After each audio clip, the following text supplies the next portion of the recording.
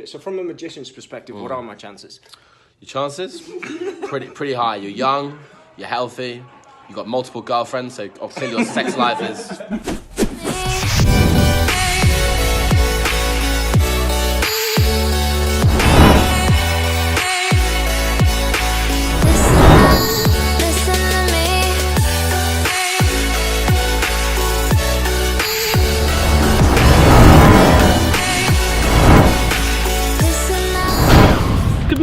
Good morning, how are you doing? I'm great. So we are here at the We Are Social headquarters in London. Hello. And we are coming to a panel session. Well, we came to come to a panel session. We were supposed to come to a panel session, but apparently they're over capacity. So unless we sat there at the front like school kids with our legs crossed, there's no way we can get in. They wouldn't even let us in to do that. I know, they wouldn't even let us in. Apparently we're too late, even though we came 15 minutes before, but you know what? We can talk a little bit about it and just get to see this lovely building and stand outside on a Wednesday morning. I really did get some nice B-roll of us going in.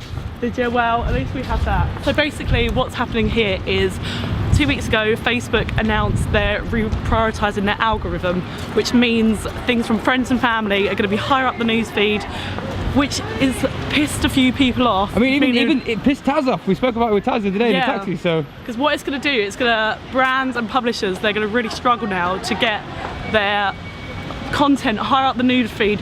So what they're going to have to do is think of innovative ways to create meaningful engagement organically. And this means people will also be spending less time on Facebook, but Mark Zuckerberg said that this would be more meaningful for its consumers, because a recent survey said that people are not enjoying their time on Facebook because stuff from brands and businesses just been pumped onto their newsfeed and they're not seeing the things that really matter, which is stuff from their friends and their family. So even though they will be spending less time on Facebook, it means that the time they spend on there is more valuable to them, meaning a better well-being for them, which is what Facebook is about. It's a social network. You want to see things from your friends and your family.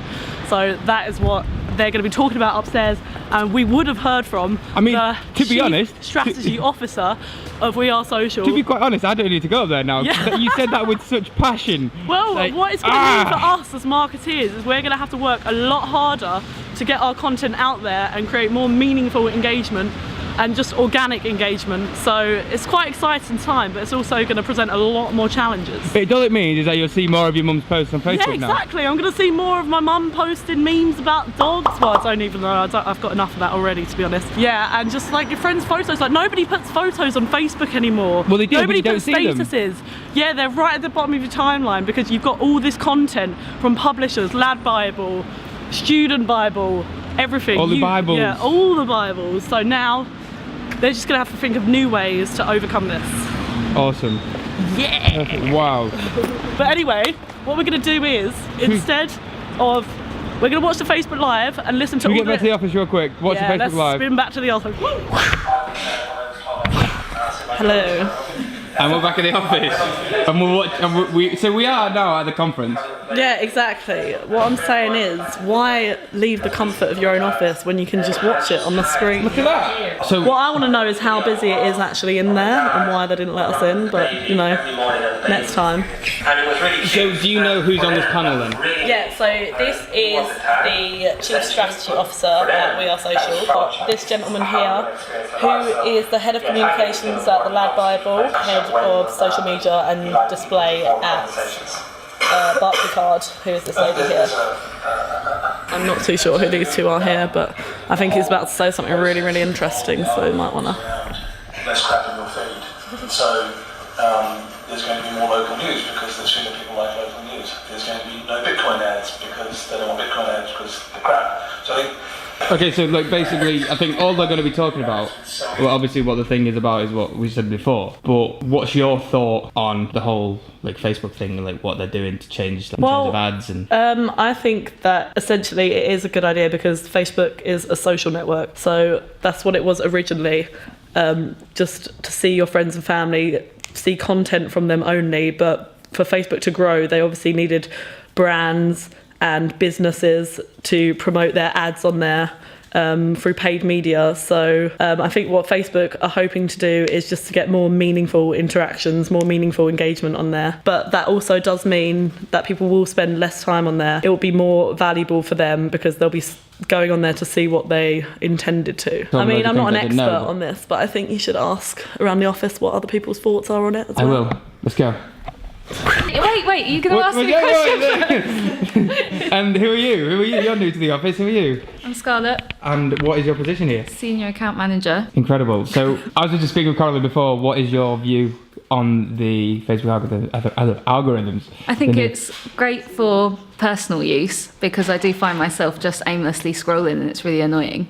But then I think it's going to be awful for brands because we're going to have to try a lot harder and pay a lot more money to get our content heard. Yep. That's a good delivery. That's it. Amazing. Give me spin to someone else. Can you hear me in that mic? Definitely hear you. Good. Then just to add something to that conversation, Isaac was calling in that it upset me. It hasn't upset me. I think it's a good thing because when you're on Facebook, you want to see stuff that you're interested in, and your family and friends, hopefully, are people you're somewhat interested in, and publishers not so much. And I think it's come to a stage where people are starting to realize that they're aimlessly scrolling through their feed and maybe tagging each other in this published shit, and it's just not. It's going to take away the value of the platform. So they've realized that, and they're going to make it more about more people sharing, stuff about their life, so you can then later on sell to them again, so it'll go in cycles. But yeah, if no one shares anything about themselves, people aren't interested and just kind of consuming blindly. It takes away a lot of what has made Facebook valuable in the first place. That and then secondly, I have a question in that I think the algorithm can kind of pick up if something has got strong engagement, and so they're saying they want to show people stuff that people are genuinely interested in. So if there's something that is like say a piece of branded content that's being posted there with a lot of money behind it to boost it, to get it seen by a lot of people, and everybody comments on it, what a shit ad, I don't want to see that shit, but like the engagement is super high, but it's all negative sentiment. Does that mean the algorithm is then going to keep it? Like, are they sensitive enough to understand and kind of go through comments and see is it overwhelmingly positive or negative? Because in my view, if it's overwhelmingly negative, so a brand has done a shit piece of communication, put a lot of money behind it, people have all seen it, but they all hate it, the algorithm should still deprioritize it. However, if it's an amazing piece of branded content and a company's put money behind it to get it into the feed and then the sentiment is positive, then it should stay in the feed and be shown to more people. And what does that mean for us? We just got to create amazing work that lots of people want to see, instead of putting shit into people's faces. So the challenge is on us to create authentic, valuable content. So no, I'm not pissed off, I'm excited for the challenge. Go spin some. What's your view on the Facebook algorithm? Algorithm! You know what? I don't care. You can come with me if you want. You can blur it all up.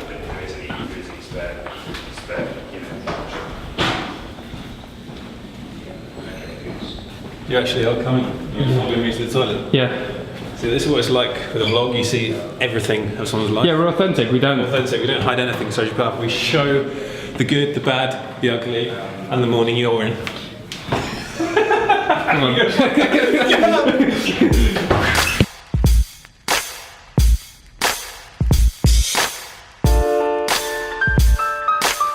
The thing with being kicked in the nuts is that it hurts. It really hurts. But the pain will pass, eventually. 14 days and counting. I haven't smelt fresh air for 14 days. I'll spare you the details of what I have smelt, and I won't burden you with the things I'd rather be doing. The reality is, there are people here trying to save my life, and that's the only thing that matters. Bureaucracy is a bitch. My discharge keeps being pushed, but they won't break me. I won't let them. I'm thirsty, I'm hungry, I want life, to live, and the chance to build my legacy. Our legacy. Negative thoughts happen, we all think them, but I choose to exterminate them like chemo does semen. And I think to myself that for whatever problem I have right now, somebody somewhere has it worse. Did you complain today? Please, do tell me, share with me your troubles.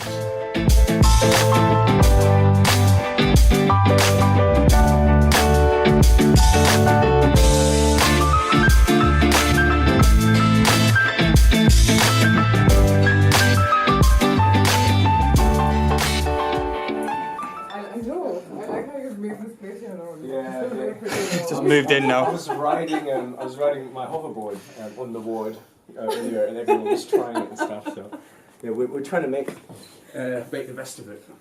People want to learn from each other in different ways. And it's if you create this environment of like-minded, interesting people willing to figure stuff out together, who want to be there, and genuinely strike up connections, not just dealing with each other based on job title. You know what I mean? And you never know. You never know if it works out, if people click, if they don't, until you've tried. Yeah. You know what I mean? You can't. It's why sometimes I laugh at my brother. He works in recruitment.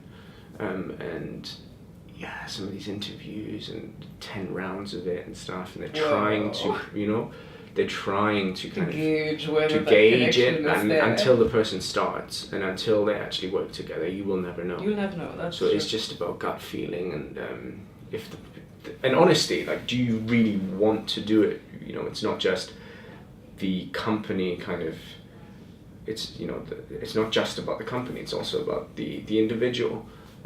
No, that's true. You know what I mean? I think for me, again, being extremely transparent, the way I like to work with people who are working with me, especially the juniors, is I like to let people make their decisions, and I like to be their safety net. So because until you take your own decisions, until you make those mistakes, you're never going to learn. So sometimes, as long as the mistake's not huge, you just let people, try. Obviously, I'm there to make sure that it doesn't happen, but you need to let people, take ownership. You need to let them feel like they're actually doing it for themselves. Absolutely. Thank you so much for coming. It's really nice to meet you. Absolutely. We'll stay in touch anyway. 100%. So, like I said, just you've got Majid's email address. I'll get in touch with him for sure. Yeah. And then we'll I'll take do it from it there. first, don't worry. Well, he's quite quick sometimes. He is indeed. Yes. Cool. So, alright. And then, I'll see Lovely to meet you. You too. All the best.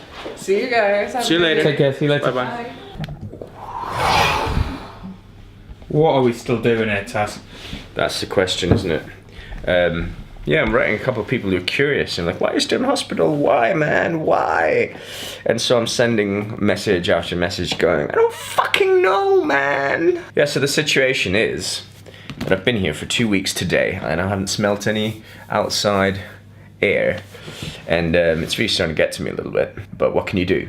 Like, I'm trapped here, they're trying to save my life, they're putting this medicine into my system, and I can't run away, and I can't really yell at them either, because there are bureaucratic reasons outside of the control of the people that are caring for me. So, what the fuck am I supposed to do? It's one of those weird situations. I'm solution focused, and I try to stay positive and just go. I try to exterminate any negativity out of my brain, because if it starts consuming you, then I think it's going to have a negative effect on my health. So little small steps, trying to stay positive. I'm very lucky that I had lots of people visiting me. Like the other day when Mr. Julius Dein came around and made us all laugh. Spin to that. Yo, okay, so. So, do you want to say hi to our vlog? And Hey, what's up, Socially Powerful Vlog?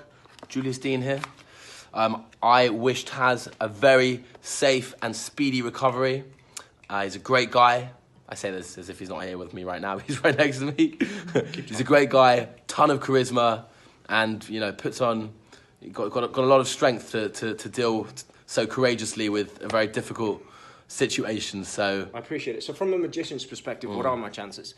your chances pretty high. You're young, you're healthy, you've got multiple girlfriends, so obviously your sex life is top form right now. I appreciate it, man. It's looking good. Sick. Love you, man. Yeah, you too. See you soon.